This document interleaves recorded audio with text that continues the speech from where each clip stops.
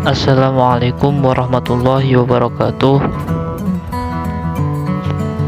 Kami dari kelompok 6 dari mata kuliah Tafsir Ekonomi yang diampu oleh dosen pengampu Bapak Mansur Aziz, LC MSI, yang beranggotakan pertama Muhammad Aziz Rohman dengan NIM 401200243, yang kedua Muhammad Iqbal Putra P dengan NIM 401200244, yang ketiga Mufid Azhari dengan NIM 401200245. Kami akan mempresentasikan dan materi al-fadl dan al-rizki.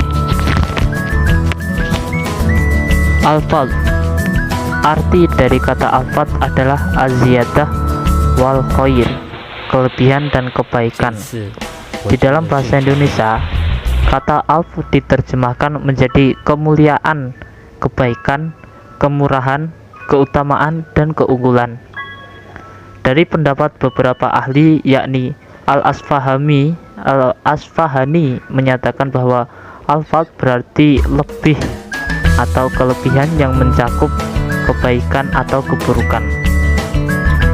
Tabai berpendapat bahwa al-fadl ialah suatu pemberian yang bersifat sukarela yang merupakan kelebihan dari kebutuhan.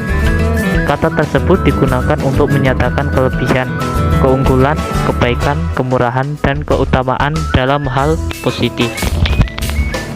Di dalam Al-Quran, bentuk al-fadl muncul dalam dua bentuk. Pertama, muncul dalam bentuk perbandingan antar sesuatu yang dengan sesuatu yang lain. Kedua, yakni tanpa perbandingan. Al-fadl dalam Al-Quran tidak hanya menyangkut hal-hal yang bersifat keakhiratan, tetapi juga berhubungan dengan hal-hal yang bersifat keduniaan, seperti halnya makna kata fadlan adalah karunia yang harus dicari manusia di muka bumi. Kata al-fadl ini menegaskan kembali, sebagaimana juga rezeki, bahwa al-fadl itu berasal dari bersumber dari Allah Subhanahu wa taala. Wahbah al-Zuhaili menyatakan bahwa Allah telah membuat perbedaan berlebih dan berkurang pada hal rezeki di antara manusia. Ada di antara mereka yang ghani atau yang kaya, ada pula yang fakir atau fakir miskin, yang memiliki atau mamlik dan yang dimiliki atau mamluk.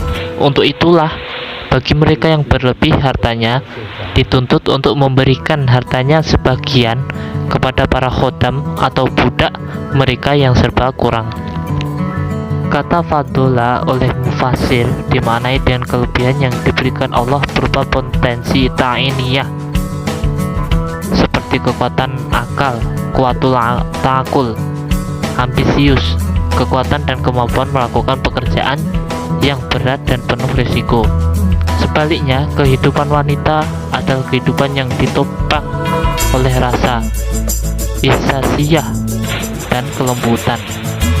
Adapun yang dimaksud dan bima anfaku adalah kemampuan laki-laki untuk memenuhi mahar dan nafkah bagi keluarga.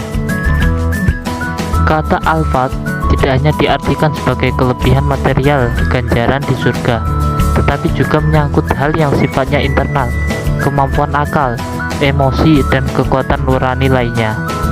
Dengan demikian, kelebihan ini dapat dicapai bagi mereka yang ingin memperolehnya. Dengan demikian, kata al-fadl ternyata diikuti oleh beragamnya tafsir terhadap tema tersebut. Makna al-fadl sangat tergantung pada konteks ayat yang mengapitnya. Namun yang jelas, sebagaimana yang disebutkan, al-fadl memiliki makna sederhana, ialah rezeki, karunia, dan nikmat. Yang selanjutnya, kontekstualitas ekonomi Islam. Al-fadl adalah karunia yang bentuknya materi di dunia, tapi juga bisa imaterial di akhirat. Bahkan potensi yang dimiliki manusia yang membedakan dan makhluk lainnya juga merupakan bentuk al-fadl. Mencermati ayat-ayat yang berbicara tentang al-fadl itu adalah sesuatu yang dicari. Ia tidak datang dengan sendirinya. Di samping dengan cara-cara konvensional untuk memperoleh al-fard atau rizki, ternyata ada cara lain untuk memperoleh dengan cara menjadi hamba Allah yang terpilih. Mereka yang mendapatkan cinta Allah, dan demikian ada dua bentuk al-fard, yakni cara kita memperolehnya dan kerja keras, dan ada pula al-fard yang diberikan Allah kepada orang yang dikehendakinya.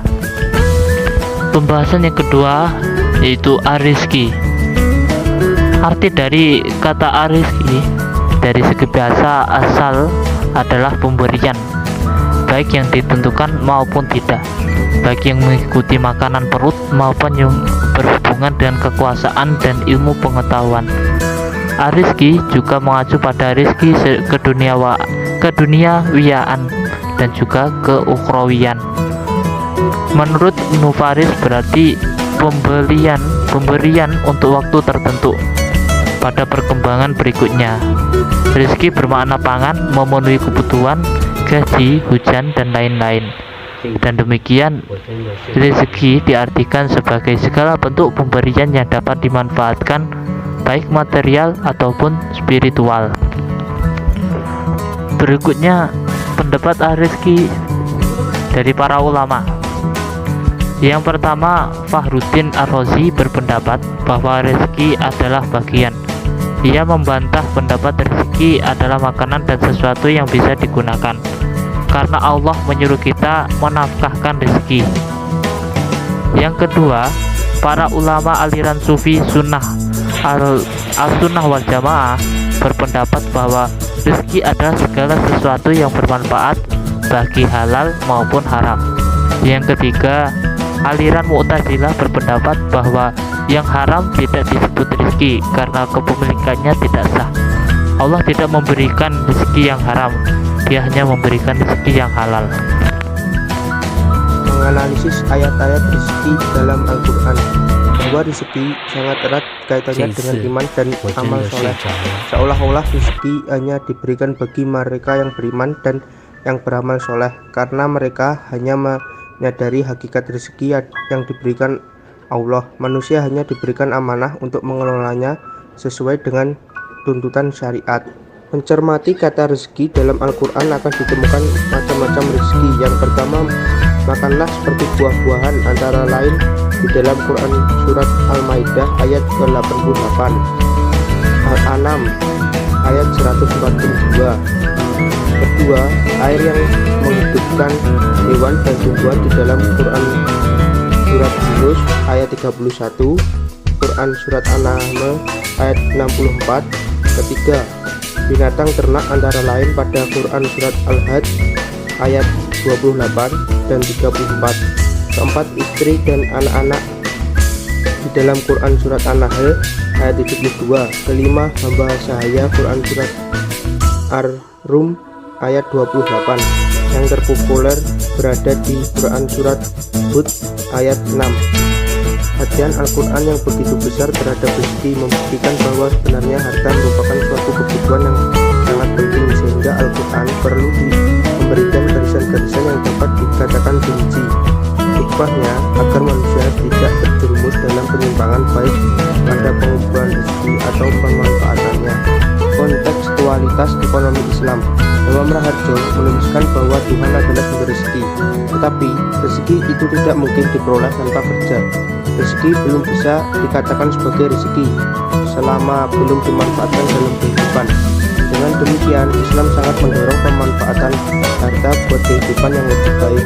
Harta yang tersimpan belum bisa dikatakan sebagai rezeki belum kita memanfaatkannya. Hal tersebut dikatakan sebagai hasil dari kerja. Baiklah, itu persembahan dari materi kelompok kami, yaitu al-fard dan ar-rizki.